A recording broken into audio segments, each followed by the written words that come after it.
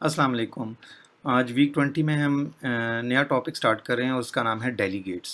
तो आज सबसे पहले हम देखेंगे डेलीगेट्स के बारे में और फिर डेलीगेट्स की कुछ जो है ना डिफरेंट वेरिएशंस को डिस्कस करेंगे और एंड पे फिर हम सी शार्प के इवेंट्स और थ्रेड्स की तरफ जाएंगे। तो हम स्टार्ट करते हैं डेलीगेट से। डेलीगेट बेसिकली होता क्या है? डेलीगेट को आप सिंपल अगर आप वर्डिंग में देखें तो डेलीगेट बेसिकली होता है सी शार्प के अंदर हम डेलीगेट्स को फंक्शन पॉइंटर कहते हैं, ठीक है? मतलब आप किसी फंक्शन को अगर पॉइंट करना हो और फंक्शन को कॉल करना हो तो हम डेलीगेट यूज़ करते हैं। नॉर्मली डेलीगेट्स सी शार्प में इवेंट ड्रिवन प्रोग्रामिंग लैंग्वेज में तो बहुत ज़्यादा यूज़ हो रहे हैं, ठीक है?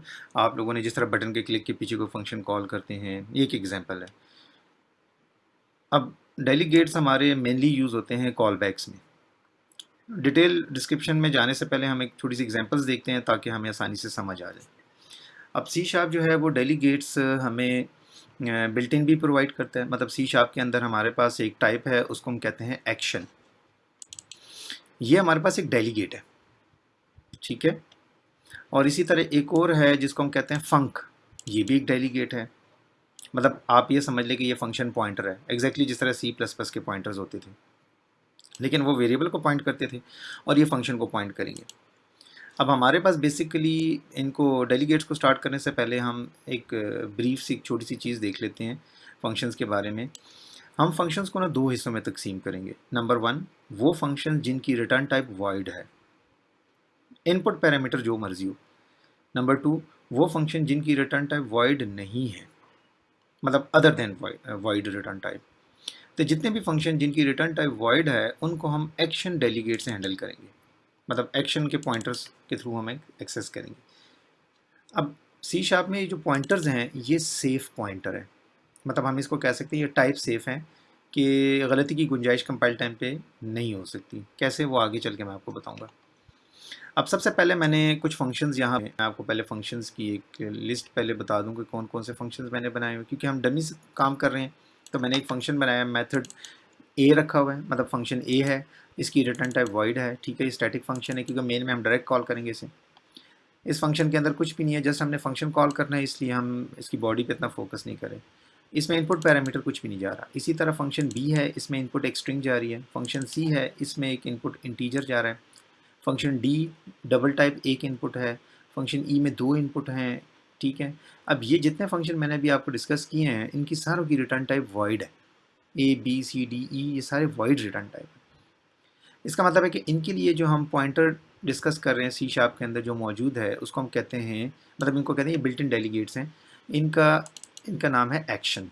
एक्शन अब वो पॉइंटर है जो हर उस फंक्शन को पॉइंट कर सकता है जिसमें इनपुट जारी हो या ना जारी हो, ये अलग बात है, लेकिन जिसकी रिटर्न टाइप वाइड हो उसके लिए एक्शन यूज़ कर सकते हैं। अब जिस तरह मेथड ए था, मेथड ए की रिटर्न टाइप वाइड थी और इनपुट पैरामीटर ज़ीरो जा रहे थे। तो हमने क्या किया, हमने एक एक्शन के नाम से एक वेरिएबल लिया, मतलब डेलीगेट टाइप डिक्लेयर की A1 और उसको अपना फंक्शन असाइन किया है। फंक्शन के आगे ब्रैकेट्स नहीं है, ठीक है? ब्रैकेट्स नहीं डाली, क्यों? क्योंकि फंक्शन को कॉल नहीं करे, फंक्शन का एड्रेस एक पॉइंटर में असाइन कर रहे हैं। तो इसका मतलब ये है कि बेसिकली हमने एक फंक्शन को डेलीगेट असाइन कर दिया, ठीक है? अब हमने नीचे उसको कॉल करना है, तो कॉल कैसे करेंगे? हम लिखेंगे A1, उसी डेलीगेट का नाम डॉट इन्वोक। इन्वोक का जो फंक्शन है मतलब इस पॉइंटर के अंदर, वो इन्वोक का फंक्शन इस मेथड ए को जाके कॉल करेगा। इन्वोक का मतलब इसको कॉल करना है, ठीक है? फंक्शन को कॉल करने के दो तरीके हैं, एक उसी डेलीगेट का नाम लिख के डॉट इन्वोक कर दें, या दूसरा तरीका ये है कि आप सिर्फ डेलीगेट का नाम लिखें और ब्रैकेट्स डाल दें साथ आगे, जिस तरह फंक्शन के आगे लिखते हैं आप। तो ये अब आप उसी फंक्शन को कॉल कर रहे हैं, तो डॉट इन्वोक लिखें या शॉर्टकट ऐसे लिख दें, ये सेम है, ठीक है? दोनों सिंटैक्स वैलिड है। तो जब आप फंक्शन को असाइन करेंगे किसी पॉइंटर को, तो आप इन्वोक कर सकते हैं ऐसे भी और सिंपल उस डेलीगेट के थ्रू भी कॉल कर सकते हैं। ये था जी एक्शन का एक का आपका वर्जन। अब हम आगे चलते हैं, एक और फंक्शन है मेथड बी। मेथड बी में जो है, अगर आप नीचे भी मैंने आपको दिखाए हैं, इसमें आपके पास एक इनपुट स्ट्रिंग ले रहा है ये फंक्शन, रिटर्न टाइप वॉइड है, इसलिए अगेन मैं एक्शन यूज़ करूँगा। लेकिन एक्शन ऊपर वाला जो था वो सिंपल एक्शन था। इस एक्शन के साथ देखिए मैंने एंगल ब्रैकेट में स्ट्रिंग लिखा है, तो ये बेसिकली जो जेनेरिक वर्जन है, ठीक है? ये जो एक्शन है ये जेनेरिक डेलीगेट है।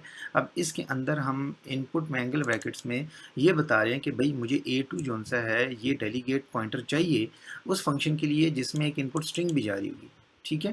अब इसको मैं सिर्फ वो फंक्शन असाइन कर सकता हूँ जिसमें एक इनपुट जा रही हो और वो भी स्ट्रिंग टाइप, क्योंकि मैंने पॉइंटर को बता दिया कि वेरिएबल डिक्लेयर करते वक्त अब इसको असाइन करते हुए गलती नहीं कर सकता। अगर मैं इसको फंक्शन ए असाइन कर दूं तो ये मुझे एरर दे देगा, और एरर क्या होगा, वो ये कहेगा कि भाई ए जो है वो वॉइड है, मतलब इनपुट भी कुछ नहीं जा रहा और ये इनकम्पेटिबल है। तो इसको कहते हैं ये स्ट्रॉन्ग टाइप चेक है, ठीक है।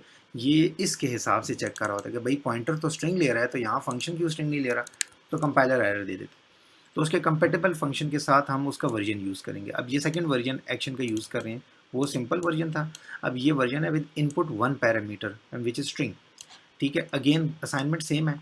कॉल करते वक्त जब आप इन्वोक करेंगे तो आप फंक्शन को कॉल कर रहे हैं। अब आप उसको, क्योंकि स्ट्रिंग ऊपर बताया, तो अब आप उसको स्ट्रिंग पास करेंगे। अब आपने लिखा है a2 डॉट इन्वोक, तो इसका मतलब है कि आपने असल में उस फंक्शन को एक इनपुट भी भेज दिया, या फिर आप सिंपल a2 को ऐसे कॉल करके इनपुट भेज दें। ऊपर में इनपुट नहीं थे तो खाली दे दिया था मैंने। अब इन्वोक करते वक्त आप वैल्यू देंगे। अब मेथड सी, अब ये एक इंटीजर इनपुट ले रहा है। ये देखें मेथड बी और सी मैं दिखा भी देता हूँ आप लोगों को। मेथड ए कुछ भी नहीं ले रहा था, मेथड बी एक स्ट्रिंग ले रहा था, वहाँ से स्ट्रिंग पास हो गया इसको। मेथड सी इसको इंटीजर आ रहा था, इसमें भी एक इनपुट है लेकिन इंटीजर टाइप है, ठीक है। नीचे वाले में एक इनपुट है डबल टाइप मेथड डी में। तो अब हम वापस आते हैं मेथड सी के पास। अगर आप मेथड सी को देखें तो इसको मैंने कहा है इंटीजर टाइप का पॉइंटर असाइन किया, ठीक है, और उसको वैल्यू भी फिर इंटीजर ही देनी पड़ेगी मुझे। तो ये स्ट्रॉन्ग टाइप चेक है। इसका ये फ़ायदा है कि आप मिस्टेक नहीं कर सकते, ठीक है। अगर आपने मेथड से इंटीजर लिया और गलती से आपने यहाँ पर लॉन्ग लिख दिया, ठीक है, या कोई और टाइप लिख दिया तो वो एरर दे देगा, ठीक है, या स्ट्रिंग लिख दिया तो वो एरर दे देगा। इसका मतलब ये है कि ये कंपाइलर चेक कर रहा होता है कि ये पॉइंटर और फंक्शन कंपेटेबल है कि नहीं। इसी तरह कॉल करते वक्त अगर मैंने 0.0 लिख दिया तो वो यहाँ भी मुझे एरर दे देगा, कहेगा भाई इंटीजर पास करो, क्या कर रहे हो, ठीक है। अब मेथड डी एक इनपुट डबल ले रहा था, तो ये एक्शन के अब मुख्तलिफ वेरिएशन है, क्योंकि जेनेरिक है, जितने मर्जी टाइप यहाँ लिख दें। कोई यूज़र डिफाइंड वेरिएबल भी पास करना चाहें कर सकते हैं। अब मेथड ई में दो इनपुट जा रही हैं, एक फ्लोट और एक इंट। तो हम एक्शन का अब एक नया वर्जन ले सकते हैं जिसमें दो इनपुट भी आप मेंशन कर सकते हैं। असल में एक्शन के टोटल आपके पास जो वर्जन्स हैं, अगर आप एक्शन को देखें तो एक्शन के आपके पास मुख्तलिफ वर्जन्स हैं। आप एक एक्शन विदाउट पैरामीटर है और एक एक्शन जो सा है वो with parameter of 15 generic overloaded version है। मतलब एक सिंपल ऊपर वाला और 15 नीचे वाले, ठीक है। मतलब 15 में क्या होगा, एक इनपुट भी है, दो इनपुट भी है, तीन इनपुट भी है, चार भी है, पाँच भी है, टोटल आप 15 इनपुट तक ले सकते हैं। मसलन अगर मैं इसको लिखता हूँ ऐसे, तो ये मुझे बता रहा है कि ये देखें ये दो इनपुट ले रहा है, ये एक इनपुट ले रहा है, ये दो हैं, तीन हैं, चार। ये देखिए अगर मैं जब एंड पे जाऊंगा तो ये 15 इनपुट वाला भी मेरे पास है और ये 16th इनपुट आ गया। तो 16 इनपुट आप दे सकते हैं। ऐसे फंक्शन जिसमें 16 इनपुट जा रही है आप इस पॉइंटर से हैंडल कर सकते हैं। तो टोटल 16 ये होगी और एक ऊपर वाला जो आपका नॉन एंगल ब्रैकेट के साथ सिंपल है, तो टोटल 17 ओवरलोडेड वर्जन इसके आपके मौजूद है एक्शन के। तो मेथड ई दो इनपुट ले रहा है तो हमें उसके हिसाब से उसका कंपेटेबल, अगर तीन इनपुट है तो कॉमा तीसरा, चार है तो कॉमा 4। तो आप टोटल 16 इनपुट तक दे सकते हैं। यहाँ तक आप इसको रन करके देख लेते हैं, ठीक है, कि ये आउटपुट क्या दे रहा है, और फिर हम आगे दूसरे वाले ग्रुप में चले जाएंगे। फिर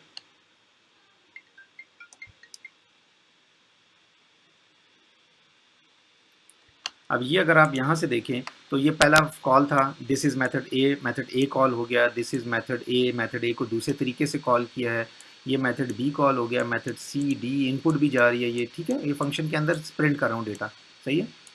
तो ये आपके पास इनपुट आ गई हैं। अच्छा अब हम आते हैं जी दूसरे वाले पे। अब मेरे पास एक फ़ंक्शन है, अगर मैं नीचे वाले सेक्शन में चला जाऊँ, अब मैंने इसके बाद कुछ फ़ंक्शन बनाए थे जिसमें एक फ़ंक्शन है, इसमें इनपुट कुछ नहीं जा रहा है, इनपुट की बजाय एक रिटर्न टाइप है इंट। अब ये वॉइड नहीं है, ये इंटीजर रिटर्न कर रहा है, ये भी इंटीजर रिटर्न कर रहा है, ठीक है। अगला फंक्शन है वो फ्लोट रिटर्न कर रहा है, दो इनपुट ले रहा है, ठीक है। नेक्स्ट फंक्शन है एक इनपुट इंटीजर ले रहा है, बुलियन रिटर्न कर रहा है, इसमें दो फ्लोट इनपुट ले रहा है, एक बुलियन रिटर्न कर रहा है। तो अब ये वेरिएशन हैं, लेकिन इनपुट जो हो या ना हो रिटर्न उसकी हैं। तो अब हम आते हैं, अब हम दूसरे साइड पे आते हैं। हमने यहाँ तक तो देख लिया था आपने जितने भी एक्शंस वाले थे। अब हम आते हैं उस पे रिटर्न टाइप पे। अब मेरा एक फंक्शन है गेट रैंडम, ये इंटीजर रिटर्न करता है, इसलिए मैं एक्शन है यूज़ नहीं कर सकता। अब मेरे पास एक और डेलीगेट टाइप है जिसको कहते हैं फंक। फंक जो है ये एक ऐसा पॉइंटर है जो हर उस फंक्शन को हैंडल कर सकता है जिसकी रिटर्न टाइप वॉइड ना हो, ठीक है। तो अब ये फंक हम उनके लिए यूज़ करेंगे जिनकी कुछ ना कुछ रिटर्न टाइप हो। अब ये फंक्शन इनपुट नहीं ले रहा लेकिन इंटीजर रिटर्न कर रहा है, एक रैंडम इंटीजर नंबर रिटर्न कर रहा है। तो इसको हम एक्शन से हैंडल नहीं कर सकते। हमने इसके लिए एक फंक टाइप का एक पॉइंटर लिया F1 और इसके एंगल ब्रैकेट में हमने मेंशन कर दिया कि भाई ये जो पॉइंटर है ये उस फंक्शन को पॉइंट करेगा जिससे इंटीजर रिटर्न हो रहा होगा। तो इसका मतलब इस फंक्शन से इंटीजर रिटर्न हो रहा है, तो ये पॉइंटर कंपेटेबल है। ठीक है, अगर मैं आगे चलूँ, अब इसको इन्वोक करने का तरीका क्या है? इन्वोक, क्योंकि इनपुट तो कोई नहीं ले रहा, तो इन्वोक करेंगे तो ये लाजमी कुछ ना कुछ तो रिटर्न करेगा, क्योंकि ये मैंने कहा है कि ये उन फंक्शन को पॉइंट करेगा जो बूलियन ना हो। तो ये जो रिटर्न कर रहा है, एक इंटीजर कर रहा है, उस इंटीजर को हम नीचे प्रिंट कर देंगे। फिर नीचे आते हैं, अब हमने एक और पॉइंट फंक्शन लिया है जिसमें एक इंटीजर इनपुट है और उसी की इंटीजर रिटर्न करता है, मतलब एक इंटीजर इनपुट लेता है उसका स्क्वायर रिटर्न कर देगा आपको। तो अब ये हमने एक और पॉइंटर लिया जिसमें हम कह रहे हैं कि एक इंटीजर इनपुट ले रहे हैं, तो पहला वाला जो है वो इनपुट को मेंशन करें और दूसरा वाला आउटपुट को, मीन्स के रिटर्न टाइप को। तो अब आप जो आखिर में दे रहे हैं ये रिटर्न टाइप दे रहे हैं, ठीक है। तो जो पहले आ रहे होंगे वो इनपुट आ रही होगी। तो अब ये F2 एक इंटीजर इनपुट लेगा और एक इंटीजर रिटर्न करेगा, ठीक है। तो इसलिए आप इसको देखें, अब मैं ऊपर वाला जो आंसर है वो मैंने इसको एज इंटीजर पास कर दिया और ये मुझे इसका स्क्वायर रिटर्न कर देगा।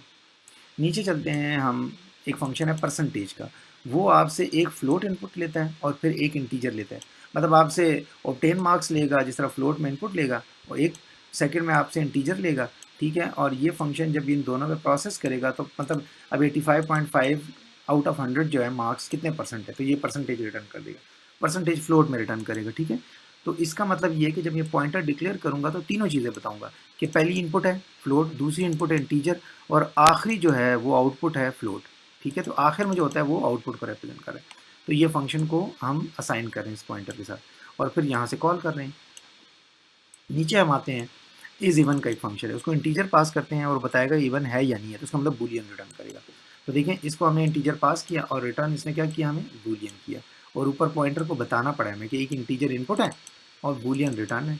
इसी तरह ये फंक्शन है, इसमें दो फ्लोट इनपुट जा रही है और एक बूलियन रिटर्न कर रहा है, दोनों फ्लोट को कंपेयर करके बताएगा कि इक्वल है या नहीं है, ठीक है। तो ये हमारे पास हो गए जी फंक और एक्शन। अब आप इसमें जिस मर्जी टाइप के इनपुट ले सकते हैं। दूसरे डेलीगेट होते हैं जो यूज़र डिफाइंड होते हैं, मतलब आप अपना भी डेलीगेट टाइप बना सकते हैं। जैसे आप देखें, मैंने माई एक्शन लिया, ठीक है, एक्शन नहीं लिया, माई एक्शन ले लिया। अब ये ऊपर डेलीगेट आप पहले डिक्लेयर करेंगे, उसमें तो डिक्लेयर करने की जरूरत नहीं, एक्शन और फंक वो पहले से बने हुए थे। हमने देखें अब अपने क्लास से बाहर एक डेलीगेट लिया है, public delegate wide my action 1। अगर आप इस डेलीगेट को थोड़ी देर के लिए इग्नोर कर दें इस कीवर्ड को, तो आपके पास ये होता है पब्लिक वाइड माई, ये तो फंक्शन का प्रोटोटाइप है, फंक्शन डिक्लेरेटर है, मतलब रिटर्न टाइप वाइड है, फंक्शन का नाम माई एक्शन 1 है और इनपुट कुछ नहीं जा रहा। तो अगर आप गौर से देखें तो असल में ये फंक्शन डिक्लेरेशन है, लेकिन क्योंकि डेलीगेट कीवर्ड लग गया है तो इसलिए फंक्शन डिक्लेरेशन नहीं है, बल्कि ये डेलीगेट डिक्लेरेशन है, ठीक है।